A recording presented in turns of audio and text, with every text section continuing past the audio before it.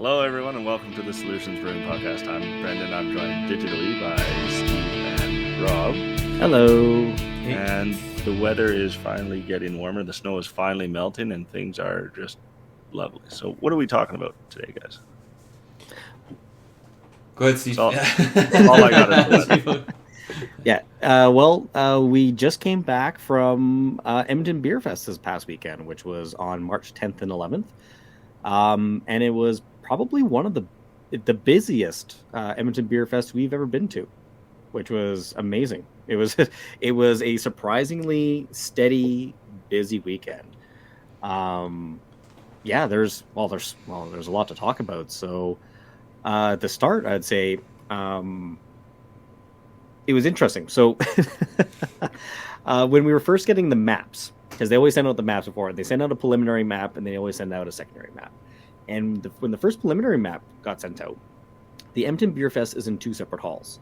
And we've been on the second hall a couple times, and it hasn't been that busy. And so when the first preliminary map came out for this year's We've been in Beerfest, the second hall every time. Oh, yeah, every time. And we were in the first hall. We were actually near the back, near the smokers' lounge or the smokers' pit.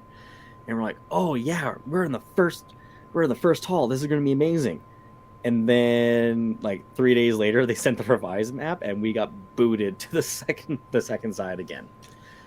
But it actually was, I think, in the end, it was a very good change because, due to I think the size, how many vendors they had this year, and all that, there's a lot more lounge spaces, and the aisles between all the vendors and all the various booths and all that were a lot wider.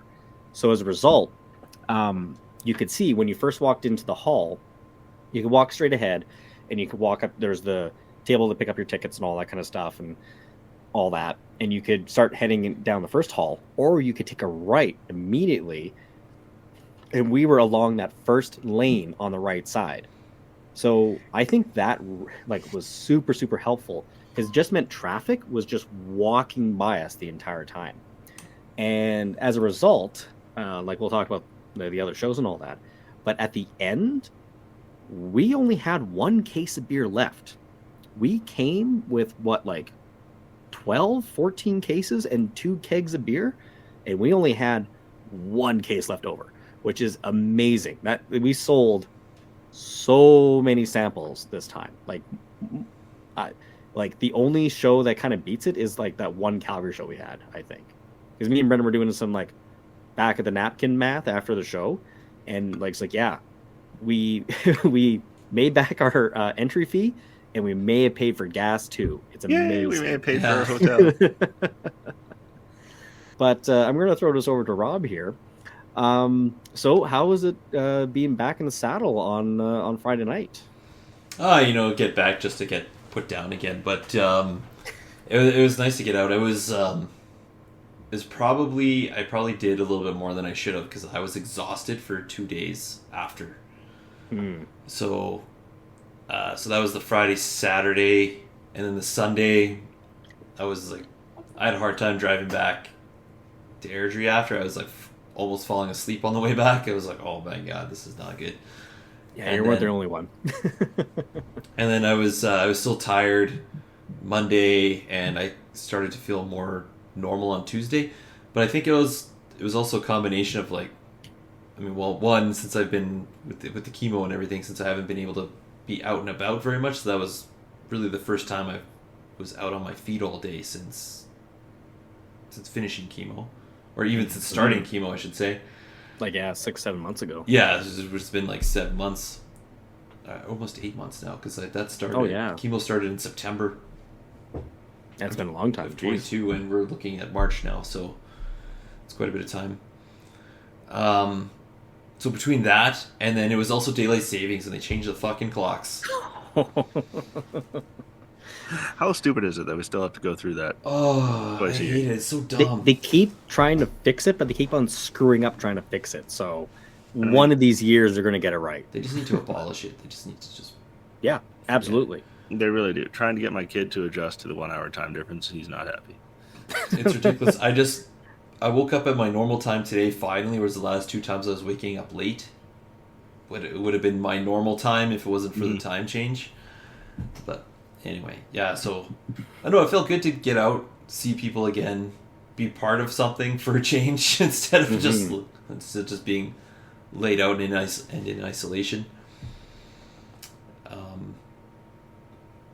Yeah, and I got to. So the show was in Edmonton. I have family in St. Albert and Morinville. Mm-hmm. So I went to go visit my cousins in Morinville, and then while I was there, I also got to see and try out the beers of Sturgeon Brewing in Morinville. Yeah, which apparently my sister-in-law knows one of the owners of that spot. Oh, really? Yeah, it was funny when I was like on the second day when it's like, well, where's Rob? I'm like, oh, we told him to, he's going to check out the brewery. He'll show up whenever, sort of thing. Yeah. And she's like, which one is that in Morinville? I'm like, Sturgeon County Brewing. And she's like, oh, I know the guy. So we were texting. She was texting him if he was going to be in that day, and he's being like, hey, if you see this sketchy looking motherfucker come up, his name's Rob. Yeah, they have they kind of a similar setup to we have in terms of like ownership. There's only like 3 or 4 people involved in that brewery. Mm-hmm. But they do okay because they're literally the only one in town. I don't know how big Morinville is. Not very large, but let's check that quick. But yeah, they're the only ones there. They don't do any canning, so I wasn't able to like pick any up and share with you guys. I grabbed a growler, and then we ended up parting ways before we could share that.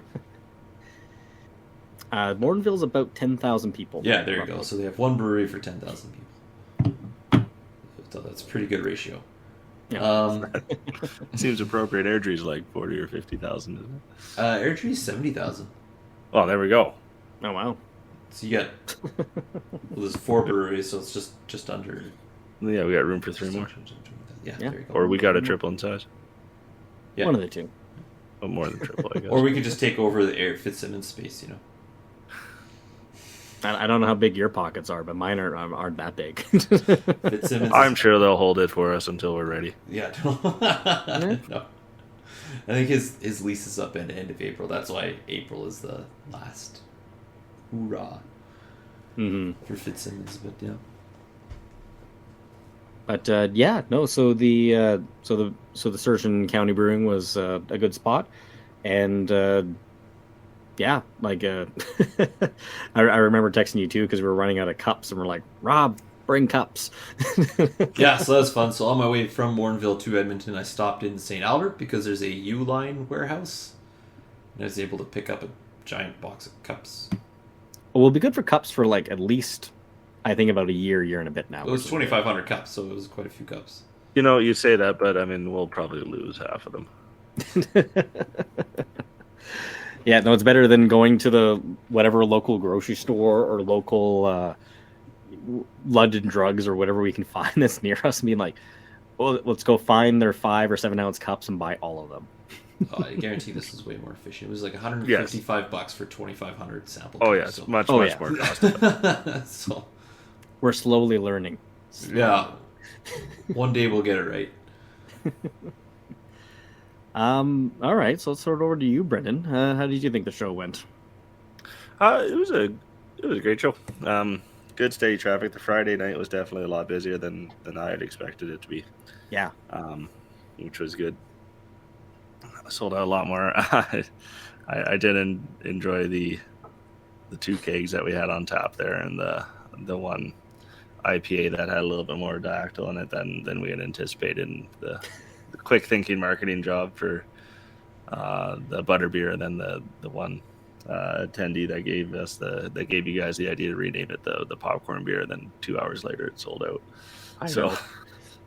What's the quote from Dilbert or something like that? It's like, how can this failure from engineering be turned into a victory for marketing? That was like that in practice this weekend. It was incredible. Well, in IT we say it's not a bug, it's a feature. There we go. Yeah. Because like you're right with that. Like people were coming up being like, "What's a popcorn IPA?" Like it's like it smells of butter and ends on butter, and people like so. Surprisingly, a lot of people liked it.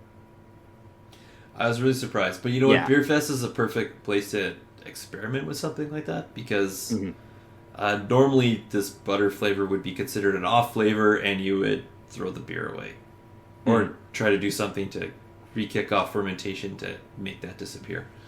Yeah. But you know what? Because it's normally an off flavor, in our brewers' minds, it's considered an off flavor, so you would never serve it. But you know what? You try it, see if people like it. I didn't mind it either. I thought it tasted fine. Yeah, it's not a bad flavor. It's just not what you're like. We did taste it first. It's not like we're like, oh, this is terrible. Let's serve it. No. I was gonna say my nose was a little stuffed on the Friday, so when I first tasted it, I actually got some of the actual hop flavor. Steve was like, "Oh, tangerine." It's like I was like, "Oh, No. it tastes fine to me." And it's like, No. And both of you are like, "No, it's no." And I'm like, a little bit later, and try it again. I was like, "Oh, I see what you mean now." Yeah. It was quite strong, but I think because it was an IPA that did that the hop character kind of balanced it out a little bit. But Yeah, it finished clean, which was nice. Yeah. But yeah, the fact that we sold out of it, and then I think there was a girl the next day who had like a 2-day pass or something like that, and had brought her friend to try the beer, and we're like, "No, we're sold out. Sorry." And she's like, "How could you sell out? And it's like, "Hey, it was popular enough." Hey, you're here to get more. That's why we sold out. So that was really cool. I actually spent a lot of the Friday show just walking around and experiencing the rest of the vendors and getting the atmosphere, and spent a decent amount of time helping to serve at 948 because it was just the one guy there. Yeah, you were working another booth, Brendan. Well, it's another Airdrie brewery, good friends of ours, but every time I'd show up there, there'd be a big long line and be just him trying to move everything. And I knew there were 2 of you at least at our booth. So I was like, whatever, I'll help you out here a little bit. I'd help him for 5 or 10 minutes and grab a beer as payment. And Yeah, 948 did really good because they brought five kegs. They were all 30 liters, so they had 150 liters of beer that disappeared in a weekend. Wow, So that's great for them. Yeah, they did good. And they had some good beers too. They had actually a peanut butter stout I really liked because it was like that peanut butter stout was really good. Yeah, it was funny because it was on the Sunday when both of them stopped by. And we're like, "Who the hell's at your booth?" And then they showed us the picture, and just on their chalkboard, "Sold out." Yeah. I was like, "Damn, awesome guys." Jealous. So yeah, absolutely great for them. Although, I just doing some quick math here. You said they had 150 liters. Yeah. Mm-hmm. I think we sold more than they did. Oh, really? Yeah, because 150 liters is like 13 and a half flats. Oh. And Yeah, we did because that plus the kegs. we went through 13 flats and then 2 kegs. another 40 liters. So Yeah. Sweet. Ooh. We're gonna have to start. Eat at 948. Yeah, I was gonna say we were talking last time about the competition with Balzac about the Iron Brewer. Maybe we should start throwing some skin down on these festivals. Actually, that would be pretty fun just to do a little thing like that. Yeah, just little mini competitions. Mhm. And anyway, yeah, great for them. They sold out. They got to spend the last couple hours of the Saturday evening show just wandering around, and they weren't allowed to dismantle their booth until the end of it. So I'm not sure what they did, but Yeah, it looked like they had fun. I think he just wandered around, sampled a couple of beers, but yeah, I was bugging him because when we were tearing down, walking, I'm like, "Weren't you done this already?" Yeah. But the Friday night walk around was pretty good. Honestly, a lot of the breweries in the first entry hall, which I think is actually Hall C, there was a lot of the big names in there, and I walked through there and just wasn't really interested in what that was happening on that side. I think the more interesting breweries were on our side, some of the smaller outfits, some of the ones that we're more familiar with. There was a few new ones that we saw there. So There was a new brewery from Cochrane starting out doing the contract thing. So Hairsborough, they have one beer, contract brewing with 948 right now, and it was a nice little light blondish wheatish ale thing. I enjoyed it, and they seemed like good people. There was Leduc Brewing. I haven't seen them before. Yeah, they're fairly new. I saw them pop up, and it's like, oh, like Leduc proper actually has a brewery now. And their stout was good too. Mm-hmm. The one that we tried of theirs. And then we were kitty corner with Detention Brewing, which is out of Rosalyn, Alberta, out of an old school. And so I got one. Oh, actually, yeah. Brendan's got one. Brendan's got one of their beers. That's what I'm drinking right now. Yeah. Actually, I brought two of them out. I had their red and their blood orange wit, which I didn't know was a blood orange wit when I opened the can. I took a sip, and you might have seen me on the camera just kind of take a little double take and just pull the can out to see what I have. I thought you were looking. I just saw Mean Girls. I think that's what it said on it, didn't it? That's the name of the beer. Yeah. Oh, okay. Yeah. You would not enjoy it, Rob, because it does have a bunch of coriander in it, but it also has like blood orange pulp and orange peel and good beer. There we go. Anyway, lost my train of thought. Not sure what I was talking about, but feel like I made my point. Beerfest and tangents. That's what we're all about. Pretty much. So yeah, the Friday was good. Of course, it ends at 10, and you're kind of bagged because you drove up there that day, but you're not quite ready to end the day yet. So we went back and we had a couple drinks with Barry, our gracious host for the weekend there. Mm-hmm. Saturday afternoon, I don't know what they were doing with the different music DJs they had. Like, so our hall was set up with two DJs set up in kind of opposite corners, and it seemed like about halfway through the afternoon show they were trying to talk over each other. And so they both kept raising their volume, but being kind of in the middle, it was just this harsh dissonance between the two of them. And of course, it's an exhibition hall. It's not made for acoustics. The sound doesn't carry well. It doesn't sound good at that point. Anyway, it was that got a little rough. Yeah. And then because after that was like we needed to get out of there for a little bit. Like we went to go grab some food and that. But it's like, yeah, let's go somewhere. Let's get some fresh air. Let's get out of here. So we did that. My dad came by to help us with the afternoon show, so I appreciated that, and he got to kind of see a little bit of that side of the business and the sales tactics and roping people in. Our intern. And it was funny because every time he was doing it, and he did a good job and all that. Like there's nothing to complain about and all that, but. Just every once in a while, just give him a little bit of ribbing. It's like, don't worry, it's our intern. Like he's learning. Don't worry, I'll take him back and I'll just give him a beating or something like that. And he was just like, he was good. Like he was good at roping people in and all that. But it was definitely they saw like us three young guys and then just like old man people beside us, and it's like, is he the owner? It's like, no, we're the owners. He's just the intern. What are you talking to him for? He's here to help us out. He's learning the trade. Yeah, we hope he'll take over someday. Mm-hmm. But he held up pretty well too for all the afternoon, and because like Rob was right, like on Sunday, like my body was feeling it. Like I was a little broken on Sunday and Monday. Yeah, it kind of bugged me mentally a little bit because I'm like, before it never would have been a problem, but now I'm like one of those wimps. We really need to get those anti-fatigue mats. Yeah.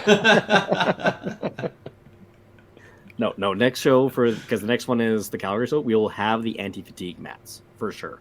I will make sure we have them. Well, that doesn't bother. I mean, it shouldn't have bothered me before, or like I said, it didn't bother me before. It was just this is my first time where I was actually really out and about for full day since the start of chemo. So we'll find we'll leave a little spot in the middle for you to stand, whether it won't be anti-fatigue mat, and then me and Brennan will each have one, so you can feel like strongman again. There you go.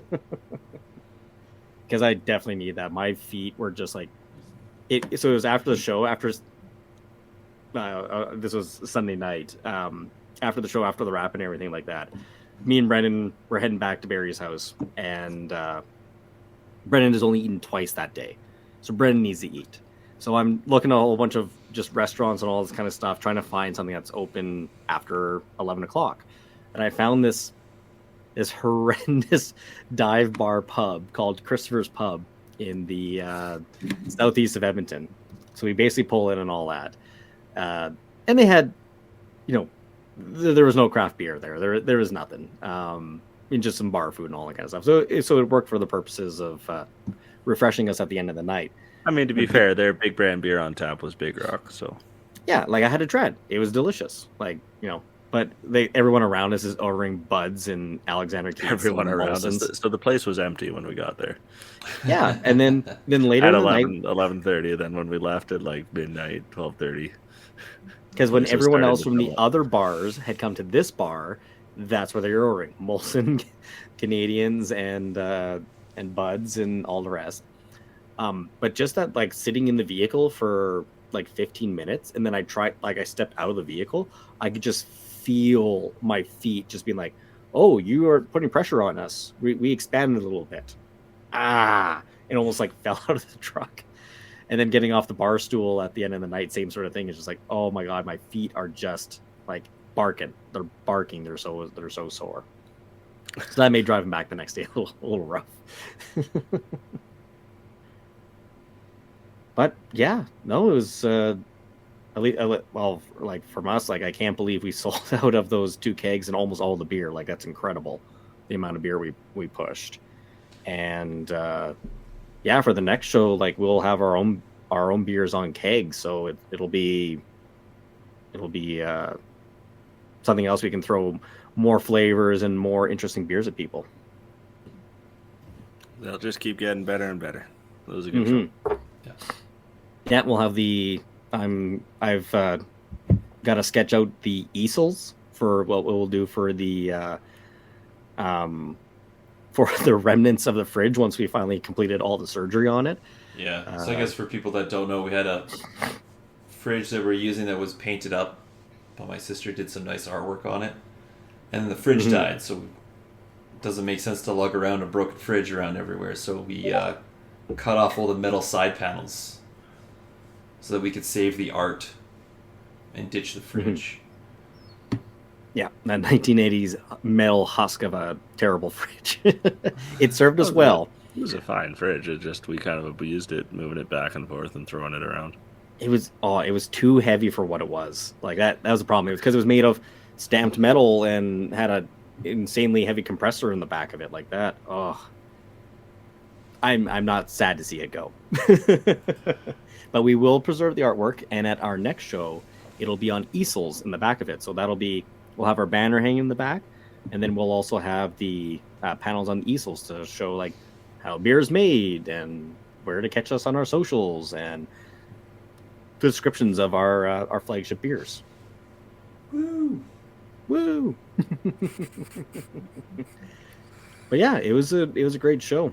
I'm gonna say I didn't get the biggest chance to walk out and wander for the longest time. I did get to go when our friends stopped by on the Saturday afternoon, but yeah, no, it was a busy show. It's such a busy show. At the end there, when you two are slinging, and I'm just like trying to keep you guys supplied and trying to run back to the reefer fridge to grab the last of our flats because we're almost running out, and yeah, just crazy. So thanks to everyone who stopped by and tasted the beer in Edmonton. It was great to see you all there. Mm-hmm. Yep, that was a good time. It was nice to get out. And so then hopefully we'll recover in time for the Calgary show, which is May 5th. May 5th and 6th, I think. Yes, May 5th and 6th in about a month and a half. So, yeah. And that'll be in Calgary, folks. So yeah. And yeah, we'll have our core beers there, but we're gonna have a few other things. And I've been brewing this last week and into the next couple of weeks here. So I'm gonna have some interesting beers ready for people when the Calgary show comes around. So if you're going to come by Beerfest, come by Solutions Brewing, because we'll give you something that no one else has given you at this point.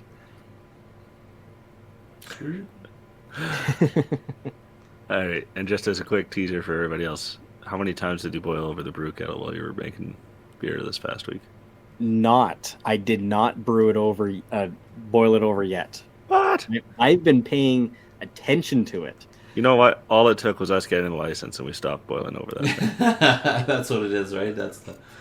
Well, it's actually kind of nice now. Is that I've got the control panel mounted on the wall, Nice so it's mounted there, and it's like push button, push button, push button, and then there's a dial. And I've been hyper aware because I don't want to spill anything in this place yet. That it's when it's boiling, it's like, oh, that's starting to get high, and then like I'll crank down the power from like 80 down to 60 or something like that. And I haven't boiled over yet, but I've also been doing other work while I'm there as well. So we'll see what happens when maybe I get distracted doing a bit of the cooler work one of these days. But we'll see. We really need to get that P&ID controller. Because if we have that, then at least we got another point of correction in that, and that'll help. But that's for the future. But I was going to say maybe on the next podcast I'll detail my trials and tribulations with brewing on the system in the new shop. Yeah, that'll be a good one because by the time that one, those beers will be done, so we'll be able to talk about them in completion. Yeah. Woohoo! Cool. Well, until next time, I guess, eh? Yeah. So if Brendan, if someone wanted to contact us on our socials, how would they do that?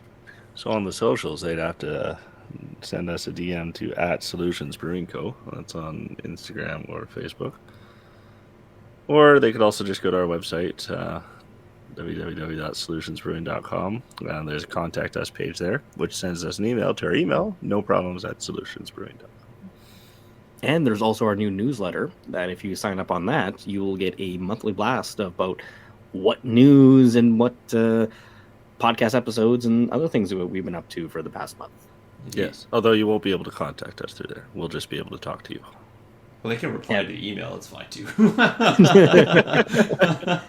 we don't have those do not replies at the bottom. It's actually a reply. Yeah. That's fun.